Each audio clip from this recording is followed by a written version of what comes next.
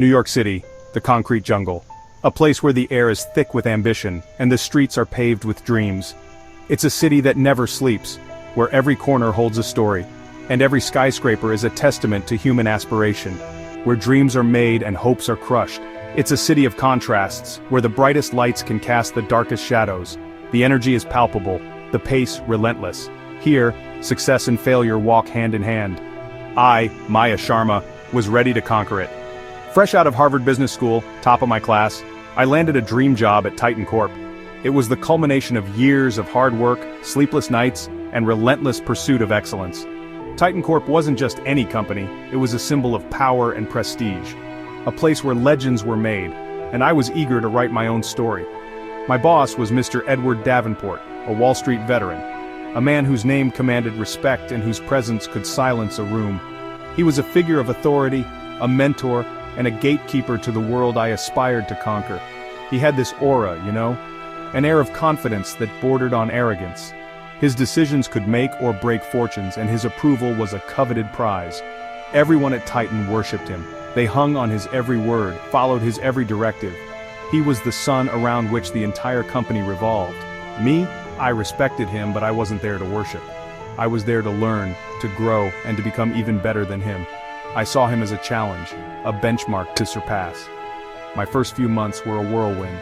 The pace was frenetic, the demands unrelenting, but I thrived in the chaos. I loved the challenge, the thrill of the high-stakes environment. Davenport saw my potential. He started giving me more responsibilities, more complex projects. It was a test, a chance to prove myself, and I embraced it with open arms. My star was rising and everyone knew it. My colleagues saw my dedication, my relentless work ethic. I was becoming a force to be reckoned with, except, it seemed, for Davenport himself. As my star rose, his demeanor changed. His praise became less frequent, his support more conditional. It was as if my success was a mirror reflecting his own insecurities. His praise started to sound different, laced with a hint of bitterness. His words, once encouraging, now carried an edge. The dynamic between us was shifting, and I could feel the tension growing. Little did I know, this was just the beginning of my corporate nightmare. The challenges I'd faced so far were just the tip of the iceberg. The real test was yet to come, and it would push me to my limits in ways I had never imagined. But I was ready. I had to be. This was New York City after all, the place where stars are born and legends are made. The shift was subtle at first. A misplaced file here, a missed meeting invite there. It seemed like minor glitches in the grand scheme of things. The kind of errors that happen in any bustling office environment. I brushed it off as simple oversights, the chaos of the corporate world. After all, who hasn't forgotten to send an email or misplaced a document in the whirlwind of deadlines and meetings? But these oversights started to become too frequent, too convenient for Davenport. It was as if an invisible hand was orchestrating these mishaps, always to his advantage. An important client presentation, one I had poured my heart and soul into, went missing from the shared drive just hours before the meeting. Panic set in as I frantically searched for it, knowing how crucial this presentation was for our team. Davenport, with feigned concern, presented a subpar version he managed to salvage. The client wasn't impressed. The disappointment in their eyes was palpable, and I felt the weight of failure pressing down on me. My work, my reputation, tarnished. Then came the whispers. They started softly, like a distant murmur, but soon grew louder, more insistent. Colleagues started avoiding me, their eyes filled with suspicion and pity. It was as if I had become a pariah overnight, my once friendly coworkers now treating me with a mix of caution and disdain. Rumors spread like wildfire through the office grapevine. I was becoming unreliable, incompetent, a risk to the team. Each whisper felt like a dagger, chipping away at my confidence and resolve. The seeds of doubt sown by Davenport were taking root. He had managed to turn the tide of opinion against me, and I was left floundering, trying to stay afloat in a sea of mistrust. I felt a knot of anger and betrayal building in my stomach. How could someone I once considered a colleague, even a friend, do this to me? The realization was a bitter pill to swallow. This wasn't about competition anymore. This was personal. Davenport wasn't just trying to outshine me. He was actively trying to destroy my career, my reputation, everything I had worked so hard for. It was a calculated move, a strategic takedown. Davenport wasn't just trying to outshine me. He was actively trying to destroy my career, my reputation, everything I had worked so hard for. The realization hit me like a ton of bricks. This was no ordinary office rivalry. This was a vendetta. and I was determined to find out why. I couldn't let him win. I needed to uncover the truth, to expose his machinations and clear my name. The battle lines were drawn, and I was ready to fight back with everything I had. I started paying attention, really paying attention. Davenport's behavior, his patterns, his interactions with others. There was something off, something lurking beneath his polished veneer. One evening, as I was leaving the office late, I noticed a light on in Davenport's office. Curiosity got the better of me.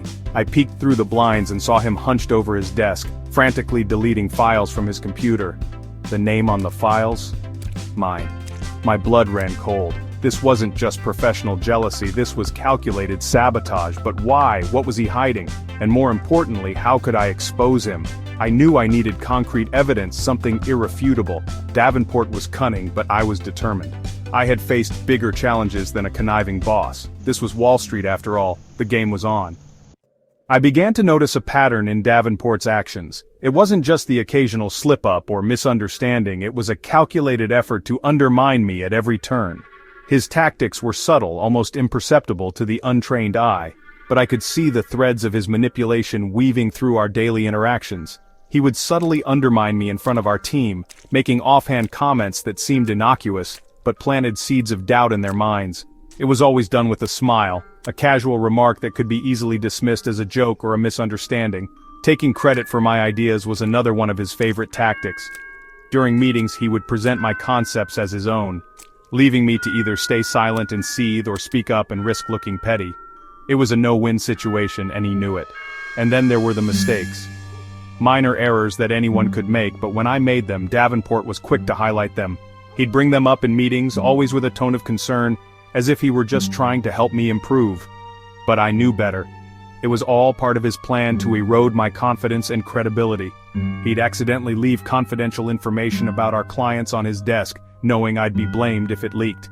It was a dangerous game he was playing, one that put our entire team at risk. But Davenport didn't care about the consequences as long as he could shift the blame onto me. The stress was starting to take its toll. I found myself constantly on edge, second-guessing every decision, every action. The whispers about my incompetence grew louder, fueled by Davenport's insidious campaign. But I wasn't the only one feeling the pressure. The whispers about my incompetence grew louder, but so did the whispers of discontent about Davenport. People were starting to see through his charade, noticing his manipulative tactics and the toll it was taking on the team. The atmosphere in the office was becoming increasingly toxic, and it was clear that something had to change. I knew I wasn't alone in this fight. There were others who had been burned by Davenport, their careers and reputations tarnished by his need for control. We began to find each other, sharing our stories and supporting one another. It was a small but growing network of resistance. It was time to take a stand, to fight back against the injustice that had been allowed to fester for far too long. The stakes were higher than ever, but so was my resolve. This wasn't just about my career anymore, it was about exposing the truth, about holding a bully accountable for his actions. I wouldn't rest until justice was served. The journey ahead was daunting, but I was ready. I had the support of my colleagues, and together, we would bring Davenport's reign to an end. This was our moment, our chance to reclaim our dignity and restore balance to our workplace. The fight had just begun, but we were prepared for whatever lay ahead.